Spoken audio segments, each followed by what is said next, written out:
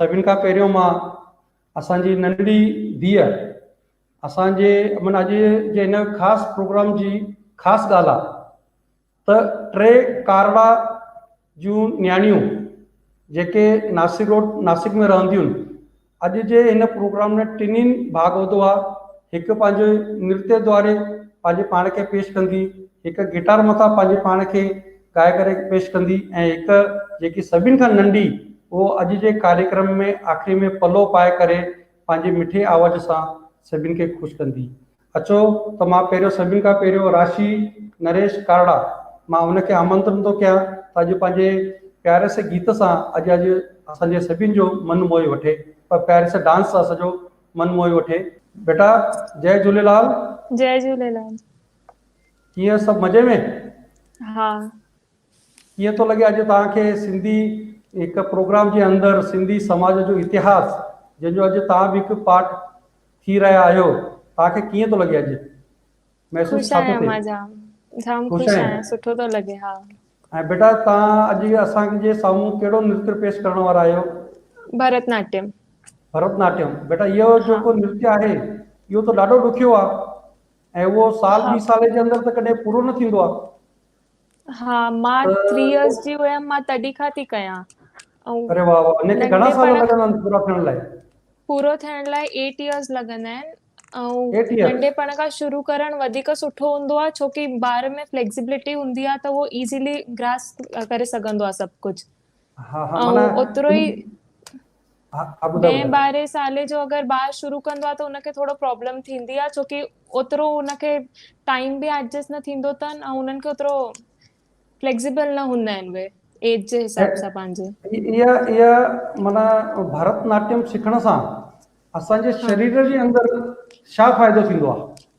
Concentration जाम वधंदो आहे हा ॿार जो, ऐं कॉन्सेंट्रेशन वधंदो आहे त ॿियनि शयुनि में बि ध्यानु वेंदो आहे असांजो, पढ़ाई बि सुठी तरह थींदी आहे ऐं हेल्थ सुठी थींदी आहे, फ्लेक्सिबल थींदो आहे ॿार। ऐं तूं असांजे जेकी नई पीढ़ी आहे तूं उनखे छा संदेशो ॾियणु चाहींदी आहे? करणु खपे, टाइम कंज्यूमिंग आहे पर करणु खपे छोकी हुन सां हेल्थ ऐं कॉन्सेंट्रेशन सुठो थो थिए ऐं कुझु नयो सिखणु सुठो हूंदो आहे।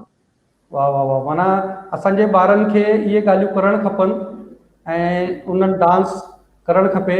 मां पवन जी इन्हनि जेको अॼु वीडियो पंहिंजो ठाहे मोकिलियो आहे, मां तव्हांखे हिकु विनंती कंदुसि त उहे असां सभिनि श्रोताउनि खे ऐं असांजे अॼु आयल महिमाननि खे ॾेखारींदा।